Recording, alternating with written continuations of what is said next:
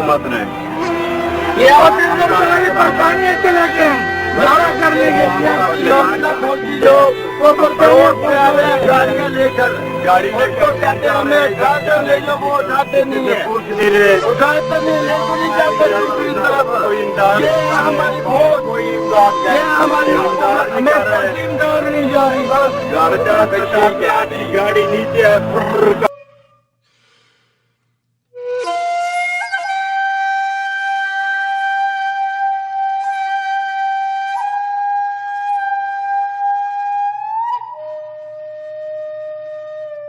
بسم اللہ الرحمن الرحیم۔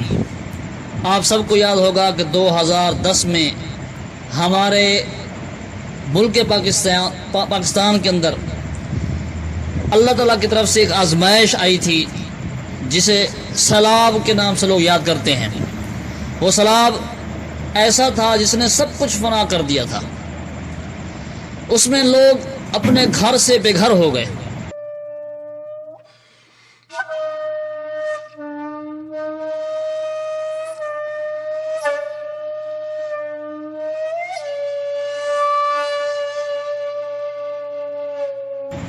سناوا کے اندر جو شیل پمپ ہے اس کے قریب کی جو بستی ہے، علاقہ ہے، اس کو آپ دیکھیں کہ کس حالت میں ہے۔ لوگ پریشان ہیں، ہر طرف پانی ہی پانی ہے، راستہ کہیں سے نہیں ہے۔ یہ ریلوے پھاٹک کے قریب کا منظر ہے۔ آپ دیکھ رہے ہیں لوگ کیسے پانی کے اندر سے اپنا راستہ بناتے ہوئے، تنگ ہوتے ہوئے آپ کو یہ آپ کے گھر کیسے ہو گئے؟ تباہ ہو گئے، بچ گئے؟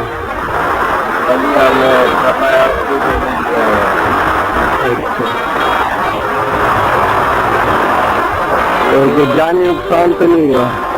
جانی نقصان بھی بہت ہے، مالی نقصان بھی بہت ہے۔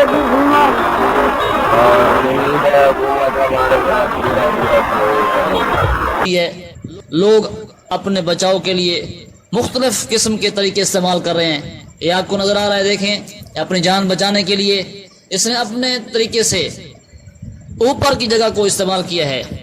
لوگوں سے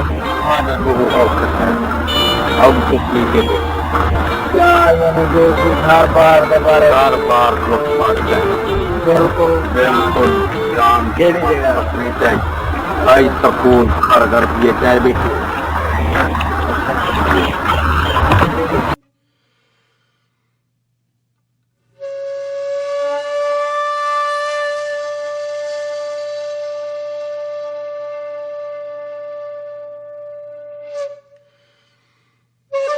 بھی ان کی رائے لی جاتی ہے کہ آپ بتائیں آپ کا کیا حال ہے۔ لوگ اس حالت کے اندر بہت ہی پریشان نظر آتے ہیں۔ یہ حالت مجھے بھی یاد ہے کہ جب 2010 کا سیلاب آیا تھا، اس وقت لوگوں کے قافلے در قافلے اپنے گھروں کو چھوڑ کر دوسری طرف جا رہے ہیں، محفوظ جگہ ڈھونڈ رہے ہیں۔ ایسے لگتا تھا جیسے 1947 میں پاکستان جب الگ ہوا تھا، پاکستان بنا تھا، لوگ ہندوستان چھوڑ کر پاکستان آئے تھے۔ یہ دڑا پھاٹک کے قریب کا علاقہ ہے۔ آپ دیکھ سکتے ہیں یہاں کا جو پھاٹک ہے وہ ٹوٹ پھوٹ کا شکار ہے۔ اس کے ساتھ ہی وہ بستی چونکہ بہت ہی نیچے ہے، سطحی سطح پر ہے، اس لیے آپ دیکھ سکتے ہیں وہاں تقریباً میرے اندازے کے مطابق 5 سے 6 فٹ بلکہ اس سے بھی زیادہ پانی گہرا ہے، اور یہ اس کے ساتھ کی دکانیں ہیں، علاقہ ہے۔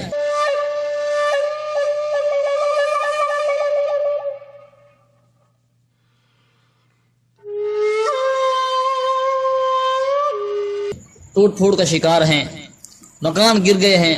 لوگوں نے جو اپنی بیٹیوں کے لیے جہیز کا سامان اکٹھا کیا تھا وہ ختم ہو گیا، لوگ تباہ ہو گئے۔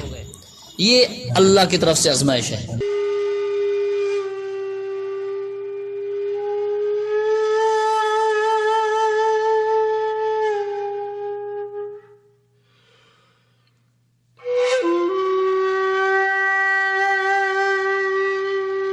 سیم نلی قریب جو بھٹی والا جو بستی ہے، وہ علاقہ دکھایا جا رہا ہے. یہ بیچارے غریب لوگ ہیں, کھانے کی جو پتلے ہیں وہ تیار کر کے اپنا گزارا کرتے ہیں.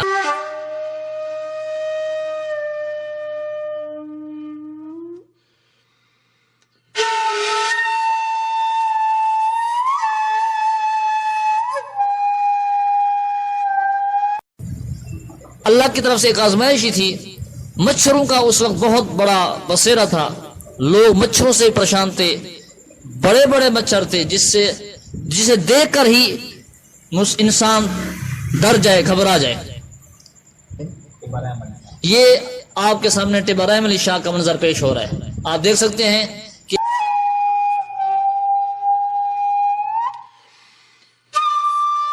کہ انسانوں کی جانوں کو بچانے کے لیے انسان کتنی کوشش کر رہے ہیں. پانی اتنا نیچے ہے کہ چلنا مشکل ہے, ان کو نکالا جا رہا ہے پانی سے. لوگ اپنی مدد آپ محنت کر رہے ہیں, کوشش کر رہے ہیں, جو ان سے ہو سکتا ہے وہ کر رہے ہیں. آپ دیکھ سکتے ہیں سامنے ہر طرف پانی ہی پانی ہے.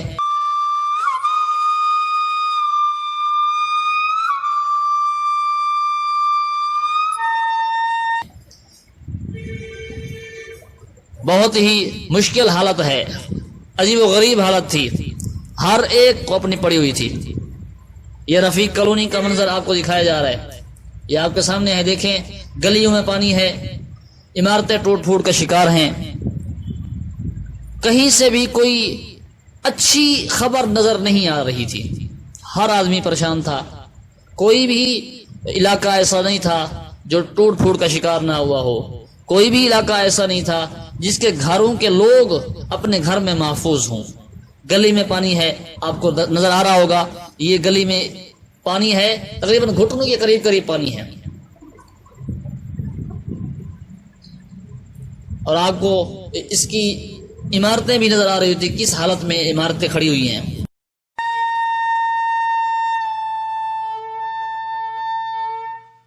کہ ہم نے زندگی میں پہلی مرتبہ دیکھا بھی اور سنا بھی اپنے بڑوں سے کہ ہمارے علاقہ سناوا میں کشتی چلتی ہوئی نظر آئی ہے. آپ دیکھ سکتے ہیں یہ لوگ کس حالت میں ہیں, بیچارے پریشان بیٹھے ہیں.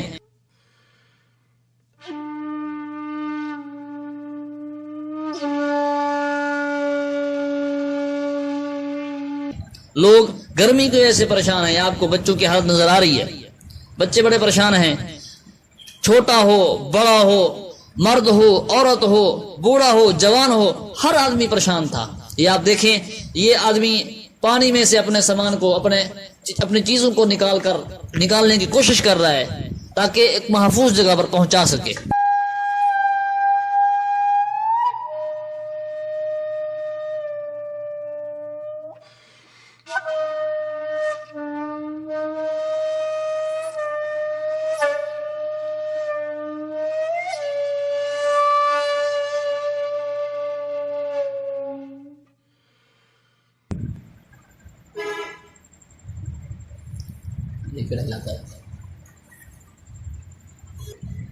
اس موقع پر مجھے آپ صلی اللہ علیہ وآلہ وسلم کا فرمان یاد آتا ہے.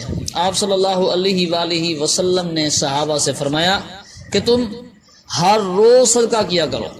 تو آپ صلی اللہ علیہ وسلم سے صحابہ نے عرض کی, یا رسول اللہ ہمارے پاس اتنے وسائل نہیں ہیں, ہم اتنے دولت مند نہیں ہیں کہ روزانہ صدقہ کر سکیں. تو آپ صلی اللہ علیہ وآلہ وسلم نے فرمایا صدقہ کرنے کا مطلب یہ نہیں ہے کہ آپ کسی کو پیسے دے دیں. اگر راستے سے تکلیف دہ چیز ہٹا دیتے ہیں تو یہ بھی صدقہ ہے. اگر مصیبت کے وقت کسی کی مدد کر دیتے ہیں تو یہ بھی صدقہ ہے.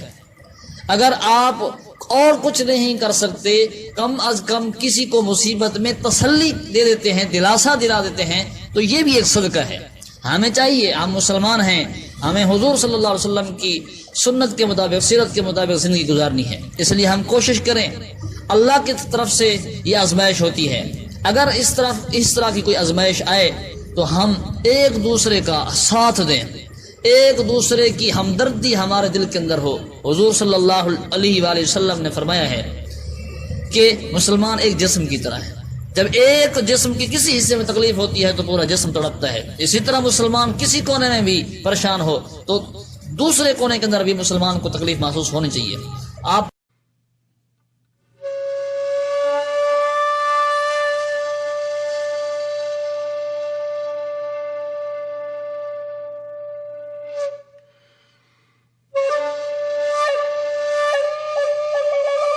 علاقے میں جو سب سے اونچی جگہ ہے ٹبہ رحم علی شاہ، یہ اس کا منظر تھا جو ہمیں ڈوبا ہوا نظر آتا ہے۔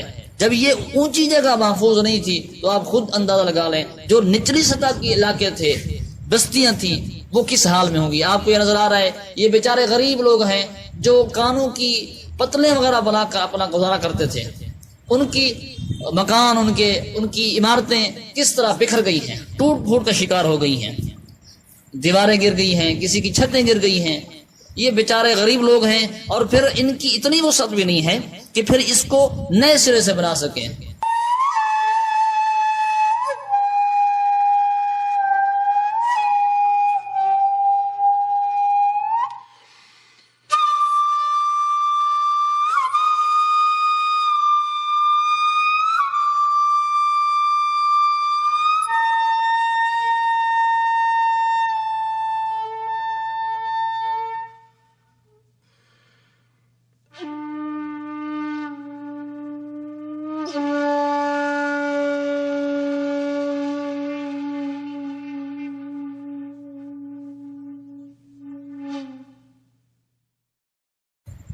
اتنی پریشانی کا عالم تھا، لیکن ان حالات کے اندر بھی بعض لوگ ایسے بھی ہم نے دیکھے ہیں جس میں انہوں نے اس حالت کے اندر ناجائز فائدہ اٹھایا، لوگوں کے گھروں کے اندر چوریاں کی۔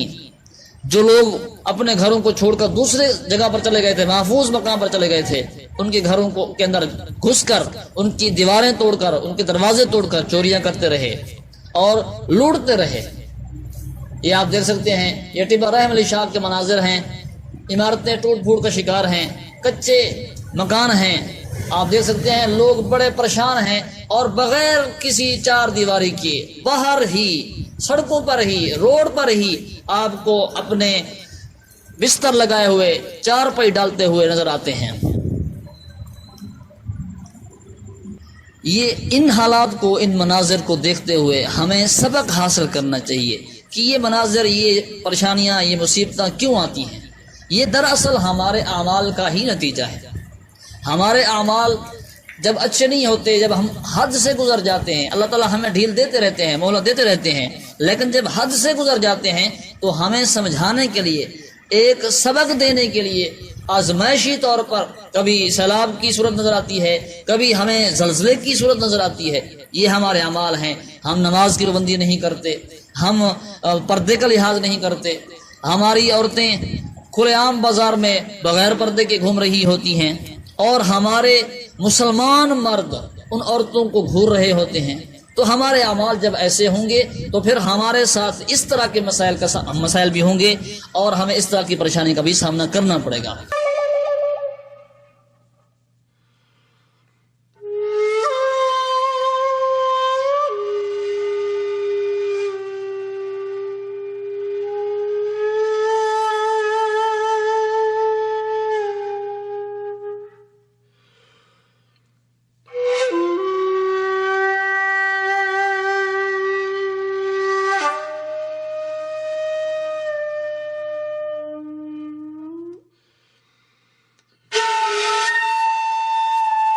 ہمیں چاہیے کہ ہم ان حالات سے کچھ سبق حاصل کریں، کچھ عبرت حاصل کریں، تاکہ ہماری جو اگلی زندگی ہے یا اگلی نسل ہے وہ اطمینان کی زندگی گزار سکے، وہ چین کی زندگی گزار سکے۔ یہ گھر ٹوٹے ہوئے دوبارہ بن سکتے ہیں، یہ عمارتیں دوبارہ تعمیر کی جا سکتی ہیں، یہ زندگی، دنیا کی زندگی کے سامان دوبارہ اکٹھے کیے جا سکتے ہیں۔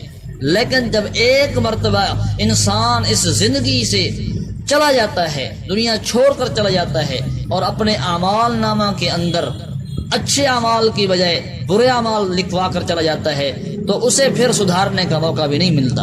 قرآن پاک میں اللہ نے فرمایا ہے وَلَن يُؤَخِّرَ اللَّهُ نَفْسًا إِذَا جَاءَ أَجَلُهَا، جب انسان کا وقت آ جاتا ہے، کسی بھی انسان کا وقت آتا ہے تو اللہ اسے مہلت نہیں دیتا، وہ اللہ سے درخواست کرتا ضرور ہے کہ یا اللہ مجھے ایک بار پھر موقع دے دے، میں پھر تیری عبادت کروں گا، تیری توحید کا اقرار کروں گا، ہر وقت میں تیرے ذکر میں مشغول رہوں گا۔ لیکن اللہ فرماتے ہیں جب زندگی تھی تو تجھے سمجھ نہیں آئی، آج موت کا وقت آ گیا ہے تو پھر دوبارہ تو اپیل کر رہا ہے، درخواست کر رہا ہے، تو پھر اگر میں زندگی دے بھی دوں، قانون میں ایسا نہیں ہے، دے بھی دوں تو انہیں پھر بھی وہی کرنا ہے.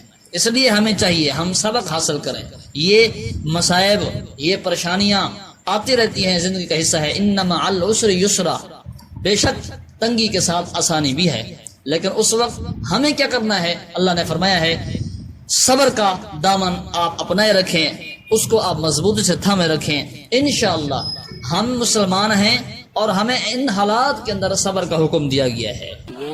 ابھی ہمارا چینل سبسکرائب کریں اور اس کے ساتھ ساتھ اس بیل آئیکن کو بھی دبا دیجیے.